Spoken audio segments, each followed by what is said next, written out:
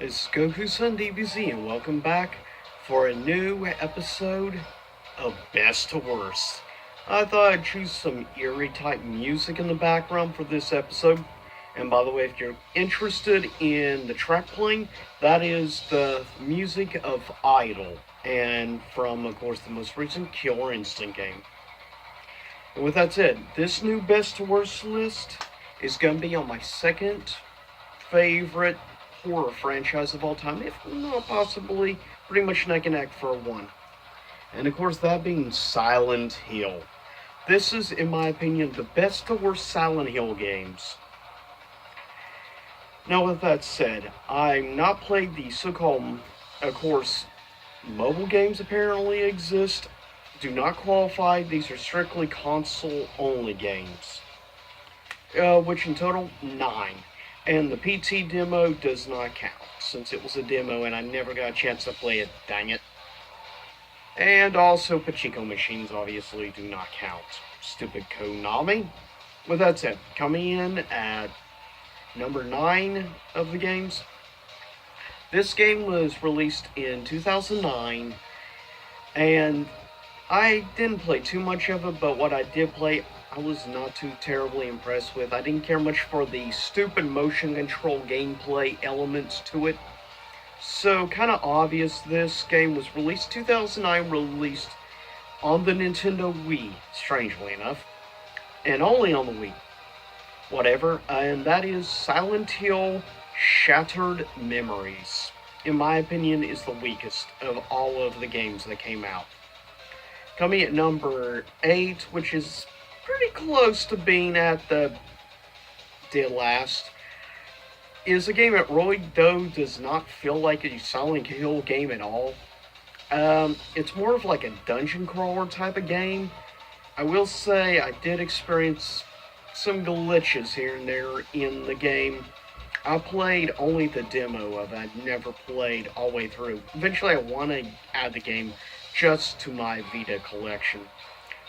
Coming in number 8 was exclusively released on Vita 2012, Silent Hill Book of Memories. It was a very unusual game, to say the least.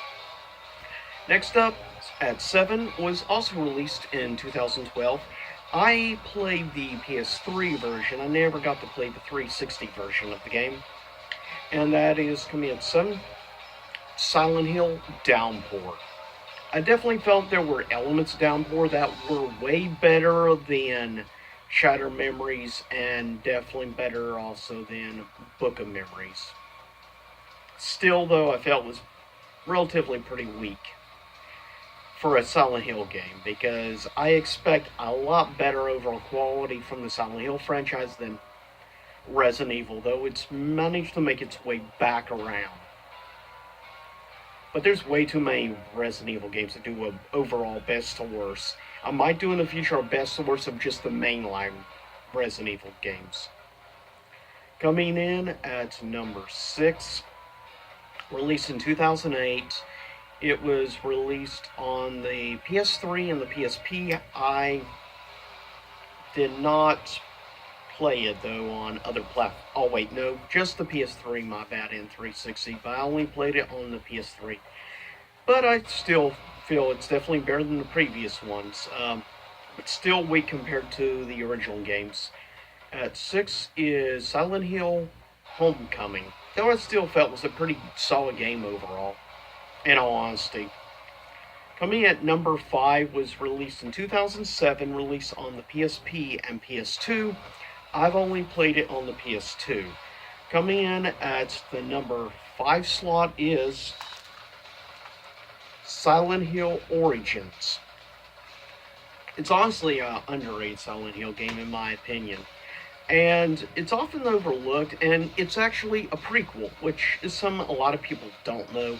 The main character you play as is a truck driver. And let me know sometime in the future if you'd like me to ever do any actual reviews for any of the Silent Hill games.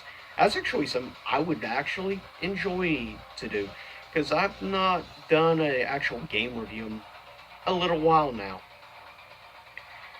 Coming in at number 4 released on the PlayStation 2, released in 2003, I feel is the weakest of the original four games, but that's just me. Everyone has their own opinion, of course, especially with Silent Hill games, just like Resident Evil games. But for me, fourth place is Resident Evil 3. And that's just my view on it. I mean, don't get me wrong, it's still a really good game, obviously. I mean, it's in fourth place. And I still did like it a little bit more than Silent Hill Origins, so I still think Origins is one of the more underrated games of the franchise. Coming at number 3 is, in my opinion, maybe the most criminally underrated and overlooked at, though. It's kind of understand given the second half of the game becomes more escort type, but I think for the original ideas and stuff implemented in this specific game, one of the reasons it actually is my number 3 is in my top 3 of the Silent Hill franchise. But in my opinion, is the most underrated of the franchise, and that being Silent Hill 4 The Room.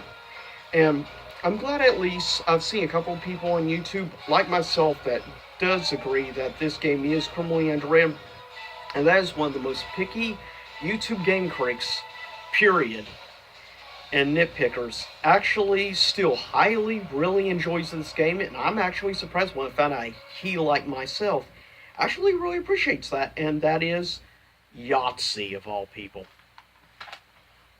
Coming in at number 2 is the original Silent Hill, released in 1999, of course, on the original PlayStation.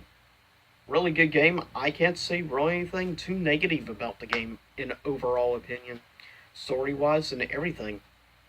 Coming in number 1, obviously, released PlayStation 2, released in 2001, and I have the game, I think, actually in my PS2, which is currently in my closet. Otherwise, I'd bring it out and show it, obviously.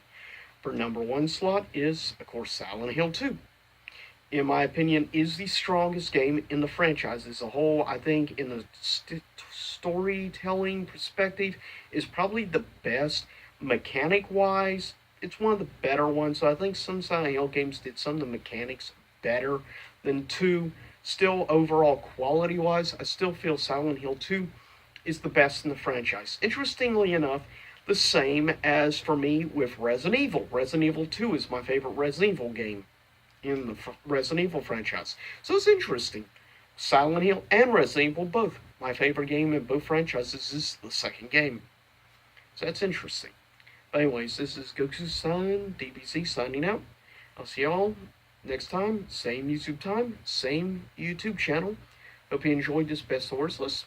Let me know in the future, as I said, if you'd like me to do a best of worst list of the mainline Resident Evil games. And if so, you'll definitely hear some blunt honesty on some of the games in the series. But with that said, I'll see y'all next time.